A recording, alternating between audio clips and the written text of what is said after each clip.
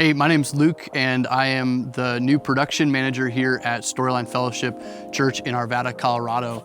And today, I just kind of want to walk us through kind of my first days. I'm kind of brand new on staff here, and I know a lot of you probably have just transitioned into a role where you're overseeing maybe the technology pieces of your ministry. So I really wanted to kind of just share my experience here at the church and kind of how I'm handling my mindset and thinking through all the things I want to take care of and all the things I want to adjust or change as time goes by, and thought it'd be helpful if I just brought you guys along for the journey. So let's dive into it. So the first thing I want to encourage you to do if you just stepped into a role like this where you're either part-time on staff, or maybe you're getting a stipend from the church to oversee this ministry, or maybe you're even full-time on staff with the church, is to have a vision for the long haul. A lot of times when we step into these roles, there is a lot to do. There's a lot to take care of. There's maybe some upgrading or some maintenance that needs to be taken care of. And rather than getting swept up into all of the little tasks that need to happen or that you might be pulled into, I really want to encourage you, and I've been trying to do this myself, is to really step back and take in the big picture. Rather than thinking about just the sound, just the lights, or just your live stream, having a big picture vision for what all these pieces do together to create an environment for people to engage in worship services, whether that be in person or online with your church. So as you step back and you take a bigger picture vision of all these pieces and the roles that they play, the tasks that need to be accomplished, you have a better clarity around what it will actually take to get those things done as you navigate the things in your ministry that you want to accomplish, the goals that you have, and getting you from point A to point B. In addition to having a big picture mindset for your ministry, the other thing you really want to do very quickly is get yourself organized. Get a big picture of kind of all the spaces that you'll be overseeing, both physically and digitally. First, let's talk about physical spaces. We have front of house spaces that we need to keep tidy and have organized. We need channel strips to be labeled correctly, and we need the board to be routed properly for our ability to mix well on a Sunday morning. We have a broadcast station or a broadcast environment, whether it be an independent room or maybe it's a section of your front of house booth, maybe just off to the side a little bit, where you have other tools and other pieces of equipment. And all this stuff can kind of start to add up and make you feel a little bit claustrophobic sometimes. If that area gets cluttered, we really need to take care of those spaces well. And so one of the first things that I always do when I get into a role like this is I want to clean those areas up, get rid of any loosely related things or clutter laying around. And then I want to organize things. I want to have things in an area where I know they will be at all times. Where are all my microphones kept? Where are all my lavs kept? Where are the cables that I'll need on a regular Sunday basis? I want to be sure that I understand where everything is located and be able to access it quickly and efficiently if somebody were to need it on a Sunday morning. The second thing is you want to access your digital space in a really efficient manner.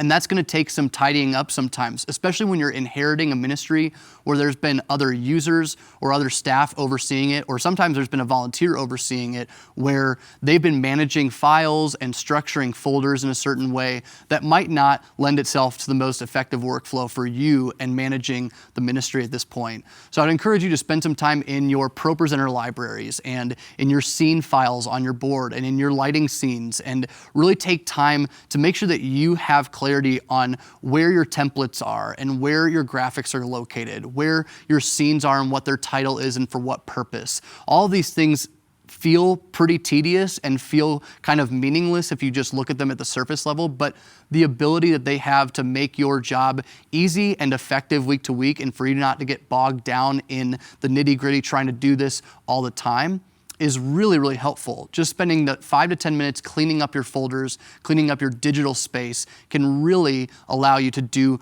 bigger picture things in the life of your ministry. So along with having a big picture mindset and a long haul vision for your time with the ministry and the projects that you'll tackle, as well as cleaning up your physical and your digital space, you also want to kind of get a gauge for what is of utmost importance. So one of the things I always want to do when I'm stepping into a ministry that somebody else has previously overseen is ask for feedback. What's going well? What's not going well? Sit down with your leadership. I pulled in our worship pastor and our lead pastor and just kind of asked them, what are your opinions and thoughts about the services on a Sunday morning, both in person and online. A lot of feedback that I got was that we wanted some improvement to our broadcast mix. A lot of churches are experiencing that right now and trying to get more clarity in your online mix. And so that's something we've been really focusing on and something we'll take steps towards. But I heard a lot of that from multiple staff members, is that either the mix sounded dry or flat, or there wasn't enough volume. And so I was able to really sense that that was a primary task that I needed to give attention and detail to in the coming weeks and months. The other piece is that I got feedback on what wasn't important. Although I might have my preferences on what I would change or adjust walking into this ministry, I heard some things that I think kind of trump my own opinions. And so I'll definitely take a backseat and people please for a little bit as I inherit a ministry and really tackle what needs to be tackled primarily from kind of the overall leadership perspective, rather than just kind of going in and doing what I want. So I'll go and ask questions and really specifically ask what needs to be done and what timeline people are thinking about. And then that can help me gauge when I'll be able to tackle my projects or the things that I want to improve, as well as handling the things that I hear are important from the staff and upper leadership. And my last encouragement, if you're inheriting a ministry, stepping into a new role, maybe you've just gotten hired and you're curious as to where to start, I would make a plan and stick to it. I say that pretty loosely, but it is helpful to have a plan. Sticking to it can be hard sometimes, and obviously ministry things happen and you'll have to adjust or change direction at times. But when you have a plan in place that you can at least reference to make adjustments to, it's way better and more effective than going at it blind for this foreseeable future. If you sit down and make a plan of what you have in place, noting your equipment, noting your volunteers, noting what's working well and what's not working well, and then you can assess the next calendar year or maybe even just the next 6 months and assess what needs to happen in what order. Having that plan documented somewhere will really allow you to have clarity when you talk to leadership, will allow you to actually take steps in the correct order, and it will allow you to not get lost in the thick of things and the minute tasks that need to happen week to week. It keeps you on that big picture vision moving forward throughout your ministry. When you make a plan and you stick to it, it allows you to look back and reference where you came from and where you have come to.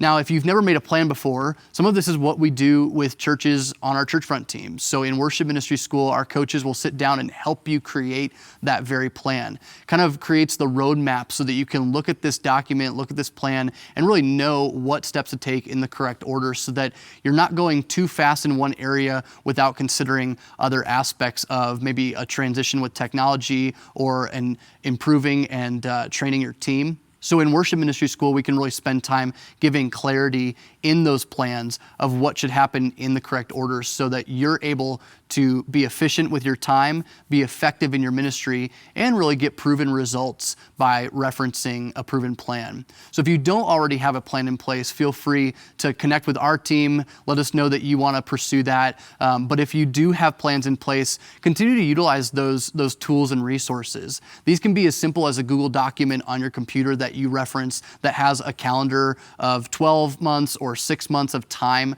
where you're mapping out your plans and things that you're going to accomplish, things that you're going to do in your ministry throughout time so that you can impact your church, you can lead your team, you can grow yourself and grow your ministry. Well, those are just a couple of my kind of initial thoughts and reflections.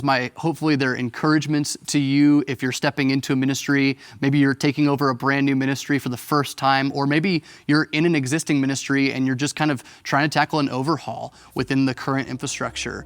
These are kind of my quick tips and my thoughts as I've stepped into a similar position. Let me know what one you're using in your ministry, whether it be that big picture vision or whether you really need to get organized physically and digitally, whatever it may be. I'd love to hear what you guys are working on as you inherit these ministries. And if you're interested in taking those next steps, our team will actually help you out for free, getting that clarity in your ministry and what really needs to happen in the correct order. So you can actually check out the link below to hop on a strategy session call with one of our team members, and we'll actually spend time kind of walking you through what are the steps that need to be taken in order to get the results you're looking for in your ministry. So we'd love to chat with you. Go ahead and click on the link below, and we'd love to connect.